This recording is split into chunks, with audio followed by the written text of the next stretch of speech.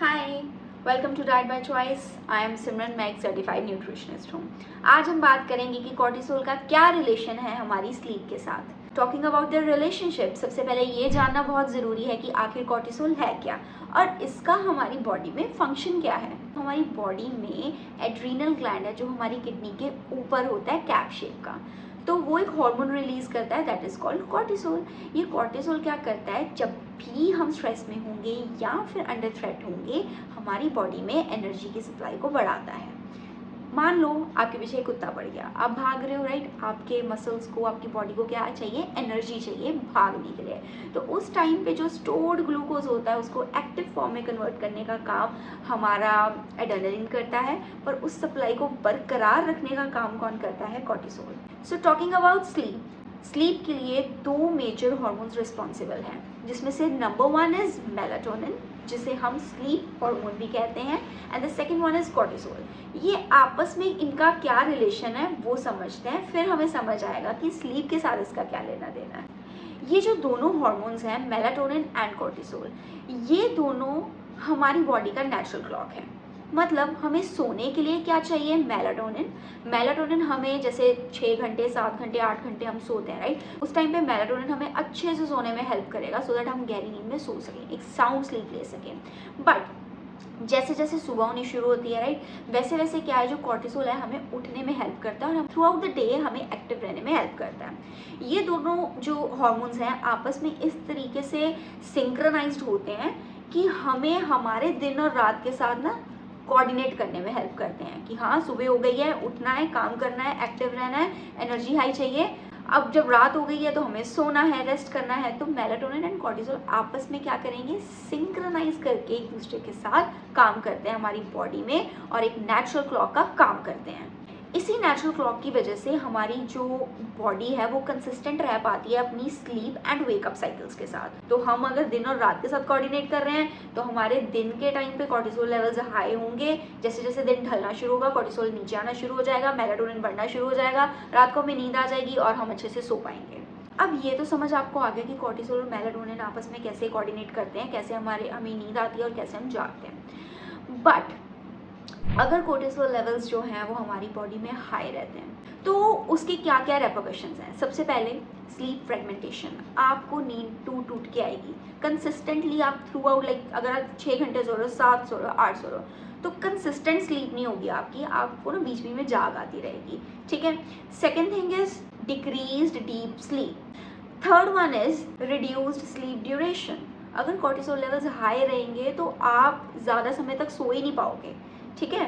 And fourth one is insomnia, जिसमें नींद ही नहीं आती, रात को भी उल्लुओं की तरह आंखें खुली रहती हैं और हम जागते रहते हैं, ठीक है।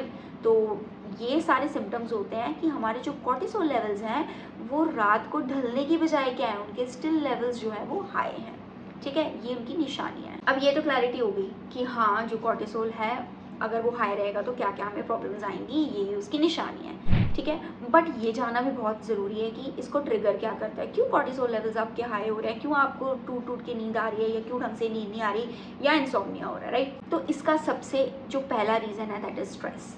स्ट्रेस क्यों है, सभी कहते हैं स्ट्रेस मत लो, बॉडी ऐसे हो जाती है वैसे हो जाती है, बीमारियों का घर है, एंड दैट्स ट्रू, ये बीमारियों का एक्चुअली घर है स्ट्रेस। स्ट्रेस जब आप फील करो, अभी हमने बात की ना, it is a stress hormone. तो जब भी आपकी बॉडी क्या फील करेगी कि आप अंडर स्ट्रेस हो, आप किसी थ्रेट में, आपकी बॉडी को खतरा है, हमारी बॉडी महसूस करती है जब भी हम किसी चीज़ की बहुत ज़्यादा टेंशन ले रहे हैं, स्ट्रेस ले रहे हैं किसी चीज़ को लेकर, तो हमारी बॉडी समझती है यार इसको एनर्जी की ज़रूरत है, ये पता नहीं कौन सा इसके ऊपर खतरा मंडरा रहा है, तो वो क्या प्रोड्यूस करना शुरू कर देती है, कॉर्टिसोल। तो अगर आपके कॉर्टिसोल लेवल्स हाई रहेंगे तो आपको नींद कैसे आएगी, समझे। Second thing, sleep deprivation. अब इसका मतलब क्या हुआ, मैंने बताया कि अगर कॉर्टिसोल लेवल्स क्या रहेंगे, हाई रहेंगे, आपको नींद नहीं आएगी। अगर नींद नहीं आ रही है, सो नहीं रहे हो ढंग से, तो कॉर्टिसोल लेवल्स लो नहीं होंगे अल्टीमेटली, और हाई रहेंगे, वो हाई रहना शुरू हो जाएंगे। क्यों, नहीं सो रहे हो ढंग से, काम नहीं कर पा रहे हो, उठ नहीं रहे हो, जाग नहीं रहे हो, तो बॉडी फिर से आपकी क्या आ गई, स्ट्रेस में आ गई ना। आपकी जो कोई रूटीन नहीं रह पा रही हो, आप डिस्टर्ब्ड हो, तो स्टिल कॉर्टिसोल जो लेवल्स रहेंगे वो क्या होने शुरू हो जाएंगे, हाई होने शुरू हो जाएंगे, या हाई ही मेंटेन्ड रहेंगे, ठीक है, कंसिस्टेंटली हाई रहने शुरू हो जाएंगे। Number third is being out of sync with your circadian rhythm. मतलब आप अपनी 24 आवर्स की जो नेचुरल क्लॉक है उसके साथ क्या हो, सिंक में नहीं हो, मतलब जब आपके जागने का टाइम था आप तब सो रहे हो, सोने के टाइम पे आप उठ रहे हो, तो उस टाइम पे भी क्या है, जब हमारी ये जो नेचुरल क्लॉक हम खराब कर देते हैं तो हमारे जो कॉर्टिसोल लेवल्स हैं वो एलिवेट होना शुरू हो जाते हैं। अगला रीज़न ये है हमारी बैड डाइट। तो जो ऐसी डाइट्स जो प्रोटीन, एनिमल प्रोटीन में बहुत रिच होती हैं, शुगर्स में बहुत रिच हैं एंड वेरी और बहुत सारे कोई कार्बोहाइड्रेट के सोर्सेज हैं हमारी डाइट में, तो ऐसी डाइट जब हम लंबे समय के लिए इस ऐसी डाइट्स पे रहते हैं तो वो भी हमारे नेचुरल क्लॉक को ख़राब कर देती हैं और कॉर्टिसोल लेवल्स को एलिवेट करना शुरू कर देती हैं। अब इन्हें नॉर्मल करने के लिए हम क्या कर सकते हैं, हम क्या चीज़ों का ध्यान रख सकते हैं, उसमें जो सबसे पहली चीज़ है हमारी, लोअर योर स्ट्रेस लेवल्स। पहला पॉइंट क्या था इसके हाई होने का? पॉइंट नंबर 1 यही तो था कि हम स्ट्रेस ले रहे हैं, तो अगर हम स्ट्रेस को घटाएं, हर एक बंदे की लाइफ में अप्स एंड डाउन्स आते हैं, we go through ups and downs throughout the life. ये ऐसा है नहीं, किसी की भी इतनी आइडियल ज़िंदगी नहीं होती कि सिर्फ खुशियाँ खुशियाँ हैं, कभी कमी नहीं है, कभी किसी चीज़ की चिंता नहीं है। बट व्हाट्स इम्पॉर्टेंट इज़ कि आप उसे मैनेज कैसे कर रहे हो, ठीक है। If yoga helps you to manage your stress, keep going for yoga, meditation कर सकते हो। अगर आपसे खुद नहीं हो रहा तो आप एक थेरेपिस्ट से कंसल्ट करके आप थेरेपीज़ ले सकते हो, राइट। हमें माइंड हेल्थ अपनी अच्छी रखनी है ना, हमें स्ट्रेस नहीं लेना है, अपने आप में घुटना नहीं है, ठीक है। तो breathing exercises helps a lot. जिन्हें स्ट्रेस रहता है तो ब्रीदिंग एक्सरसाइज उन्हें बहुत हेल्प करती हैं, मेडिटेशन बहुत हेल्प करती है चीज़ों को मैनेज करने में। Second thing is bed time relaxing activities. तो जब भी आपके सोने का टाइम है ना, तब कुछ रिलैक्सिंग एक्टिविटीज़ होनी चाहिए जो आपको हेल्प करें नींद और अच्छी गहरी आने में, ठीक है। जैसे कि हो सकता है कि नाइट टाइम स्टोरी टेलिंग। जब हम बच्चे थे तो हमें जब कोई कहानी सुनाकर सुलाता था तो कितनी अच्छी नींद आती थी ना, कितनी सुनते सुनते हम सो जाते थे, है ना, कितनी जल्दी आ जाती। तो मतलब ऐसी कोई एक्टिविटीज़ जो आपको ना नींद में डालें, ना कि नींद से बाहर लेकर जाएं, समझ रहे हो। तो वो कुछ भी हो सकता है, जैसे कोई अच्छा सा कोई पॉडकास्ट हो, अगर कोई अभी स्टोरी टेलिंग के लिए नहीं है आपके पास, तो आप किसी पॉडकास्ट को तो सुन ही सकते हो, स्पॉटिफाई या किसी भी ऐप पे, राइट, यूट्यूब पे भी सुन सकते हो।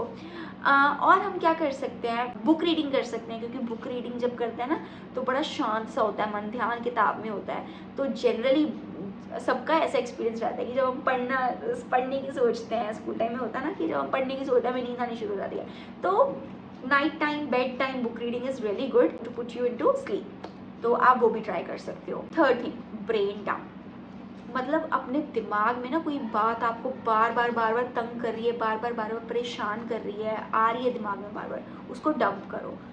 हो सकता है आप उसको अपनी मदर के साथ शेयर कर सको, अपने किसी दोस्त के साथ शेयर कर सको, अपने फादर के साथ कर सकते हो, ब्रदर के साथ। अगर किसी के साथ नहीं कर सकते, शीशे के आगे खड़े होकर खुद से बात कर लो जब कोई नहीं सुन रहा, ठीक है। अगर नहीं करना चाहते, बोल नहीं सकते, बात नहीं कर सकते, तो आप लिख तो सकते हो ना, बट जस्ट ब्रेन डंप, ठीक है। तो आप जर्नल लिखो, कुछ लिख के, मतलब पेपर पे लिख के अपनी भड़ास दिल की या जो भी आपकी फीलिंग्स है आप उन्हें निकाल सकते हो, पर उन्हें अंदर ही अंदर मत रखो, क्योंकि जब वो अंदर ही अंदर रहेंगे ना, आप थोड़ी देर के लिए तो उसे सप्रेस कर सकते हो, बट अल्टीमेटली क्या होगा, वो बाहर निकलने हैं। और वो जो भी ऐसे इंसिडेंट्स होते हैं ना, तो जो हमें ट्रिगर करते हैं या जो हमें परेशान करते हैं, हम उन्हें निकालते नहीं, अपनी फ्रस्ट्रेशन को बाहर नहीं करते हैं, तो वो पीरियोडिकली ना ट्रिगर करती रहती है माइंड को, तो वो हमें परेशानी में डालती है एंड धीरे धीरे हमें पता भी नहीं लगता, वो अंदर इतनी मेजर होती जाती है कि फिर हमसे वो मैनेज ही नहीं हो पाती। तो इसलिए brain dump is really good activity कि जो मन में है उसे निकालो, ठीक है। चाहे वो गा के निकालो, चाहे लिख के निकालो, किसी के साथ बात करके निकालो, जैसे मर्जी, पर अपने दिमाग के ऊपर बोझ मत डालो। And the fourth one is improve your diet. Yes, तो आप जितना भी वेल बैलेंस डाइट की तरफ अपना लाइफस्टाइल शिफ्ट करोगे, अल्टीमेटली आपको लॉन्ग रन में बहुत हेल्प करेगा। इस तरह स्लीप इश्यूज कोई नहीं सॉल्व करेगा, वो और भी आप देखोगे कि आपकी बॉडी इतनी फ्लरिश करना शुरू हो जाएगी कि आपकी जो भी दिक्कतें थी वो अल्टीमेटली सॉल्व होना शुरू हो जाएंगी, ठीक है, उसके हल निकलने शुरू हो जाएंगे। प्रॉब्लम्स कौन सी, बॉडी रिलेटेड। लास्ट वन तो ना, मतलब अगर बाकी अभी आप नहीं इतना कर पा रहे हो, ठीक है, बट अगर आप यही एक पॉइंट को ना फॉलो कर लो, इसे ही मतलब अपनी लाइफ में इनकॉर्पोरेट करना शुरू कर दो, तो आप देखोगे कि इसके रिजल्ट्स आपको मिलने शुरू होंगे।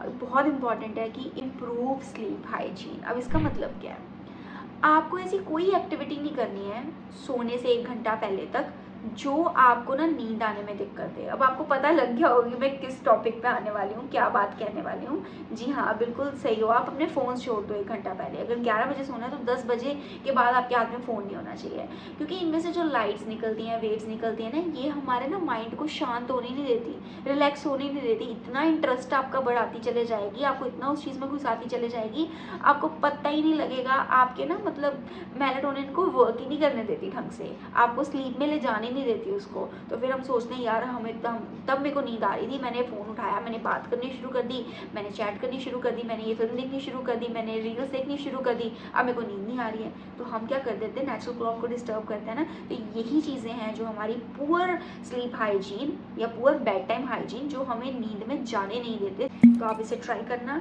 और फिर मेरे को कमेंट्स में बताना अगर इसमें से कोई भी पॉइंट आपके लिए हेल्पफुल रहा तो। सो ओके नाउ, बाय, मिलते हैं हमारी अगली वीडियो में।